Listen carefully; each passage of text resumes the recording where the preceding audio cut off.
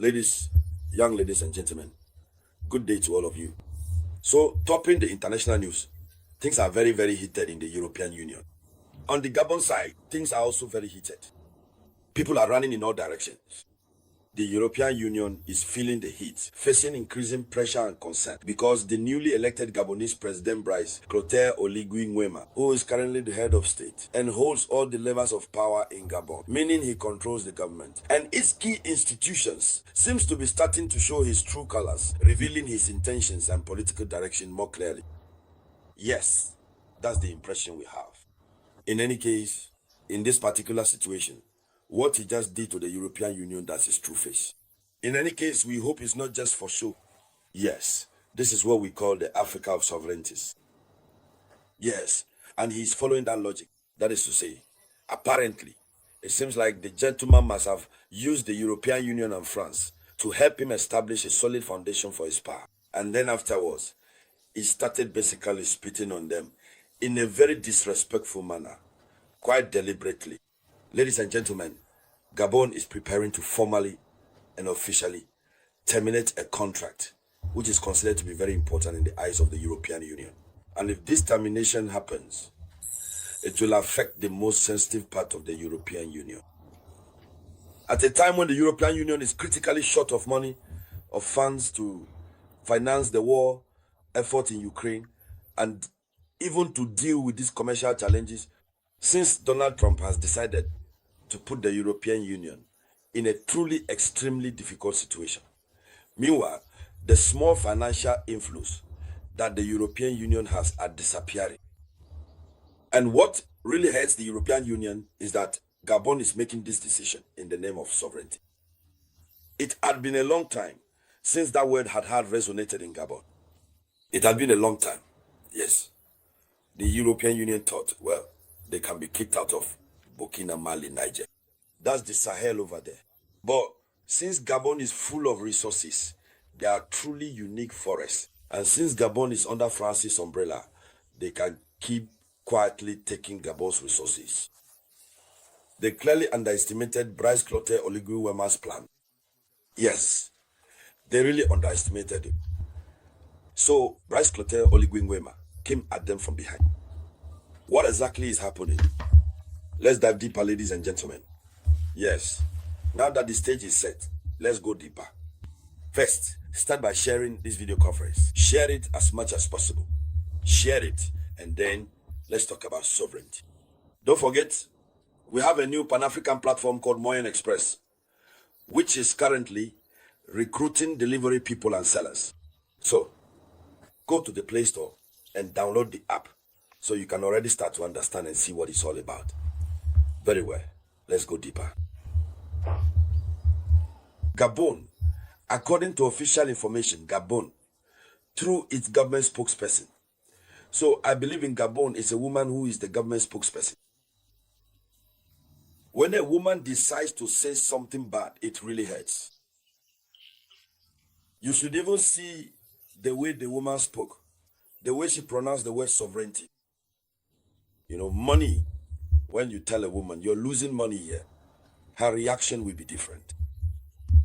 So Gabon realizes that it is losing money. Let's go with the official information. Afterwards, we'll come back and break it down. So Gabon, through its government spokesperson, Lawrence Ndong, considers the Sustainable Fisheries Partnership Agreement, SFPA, signed with the European Union to be unfavorable to its interests. Maranatha. Gabon considers the Sustainable Fisheries Agreement that was signed in partnership with the European Union to be unfavorable to Gabon's interests. This is the height of it. You know, Europeans are very clever. They create names, concepts for agreements to influence you morally, so that you don't even think about changing anything. Look at the name.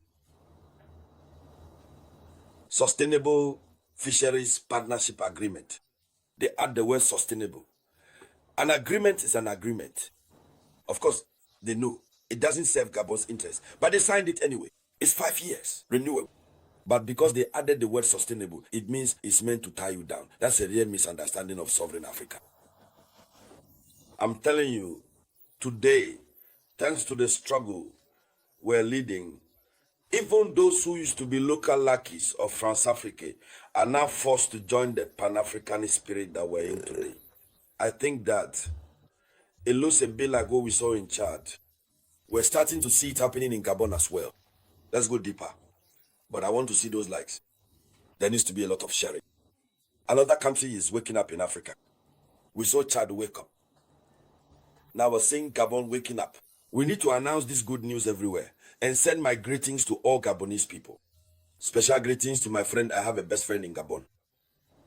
He's a great dancer. Yes, I'll tell you his name in a moment. Let's go deeper, ladies and gentlemen. His name is Jarol MKG, Master of Anger. A quick shout out. So, what's up, Gabon? Gabon says that this agreement, which is mainly focused on tontre fish and related species, was renewed in 2021. Tontre fish is a very mild fish, extremely mild. This is the fish that gives Gaba its strength in Côte d'Ivoire. I'm telling you, it's a naturally salted fish with an indescribable flavor.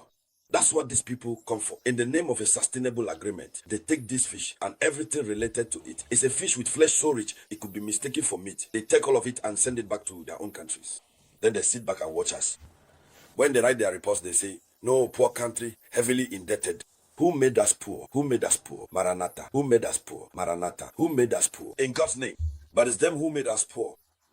They come and take our resources, sell off our resources cheaply.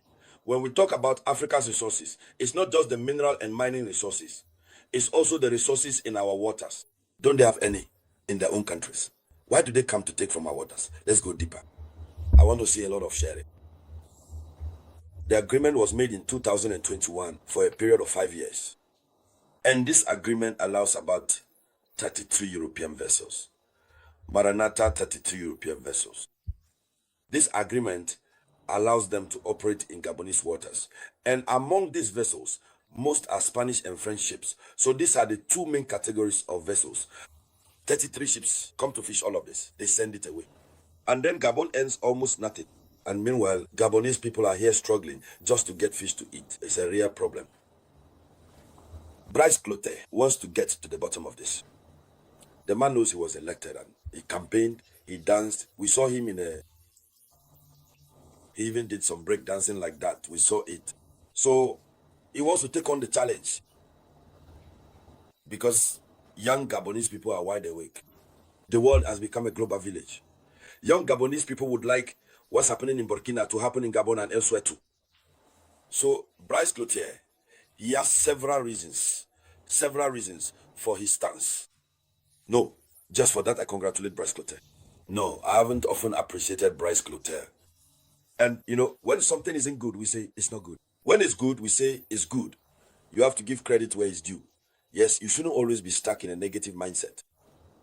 It's not good. That's it. Here, this is the platform for clear-minded discussion. When it's good, we say it's good. When it's not good, we call it out. Let's dive deeper. The reasons are very interesting. What does Brice Clotaire say? First, he clearly states that, in his opinion, the revenues that are currently being generated are simply, he says, the annual financial contribution from the European Union, about 2.6 million euros. And the fees paid by shipowners are considered too low and do not include or compensate for the real value of the catches made by European fleets. This is a very strong point, very strong.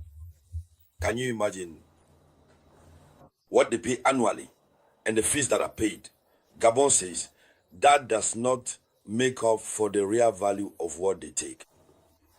The European Union is feeling the heat because the Gabonese government has understood they get it.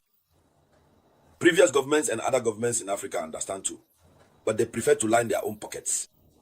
This is a very good part that Brice Clotaire has taken.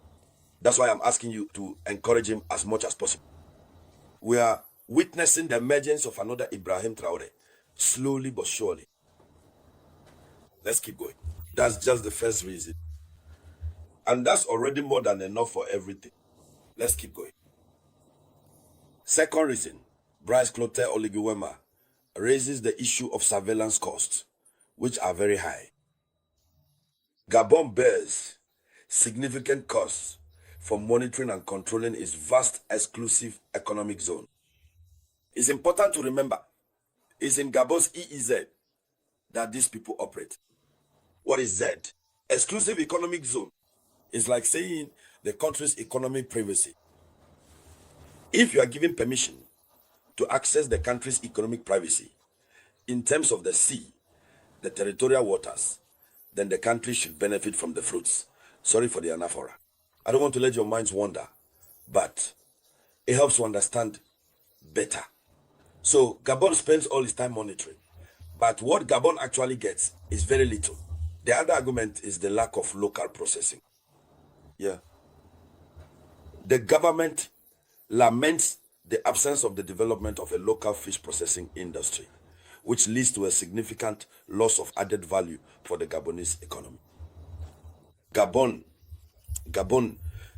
is determined, with solid arguments. So Gabon would like that. Even if there is another agreement, it must require processing to be done locally.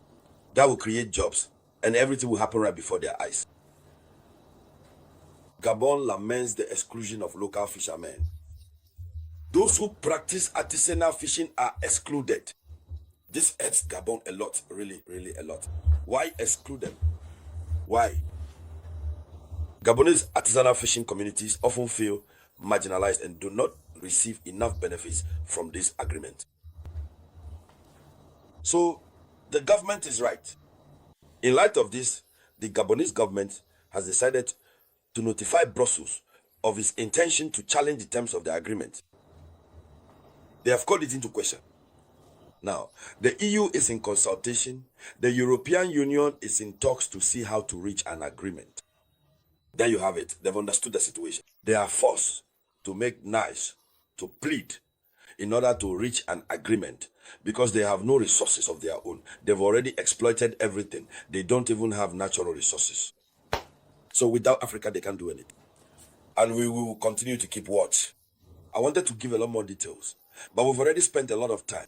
We will continue to follow this news and we will come back to it, God willing, inshallah. Thank you all. I'll be back with more news shortly. This was the voice of your one and only samurai.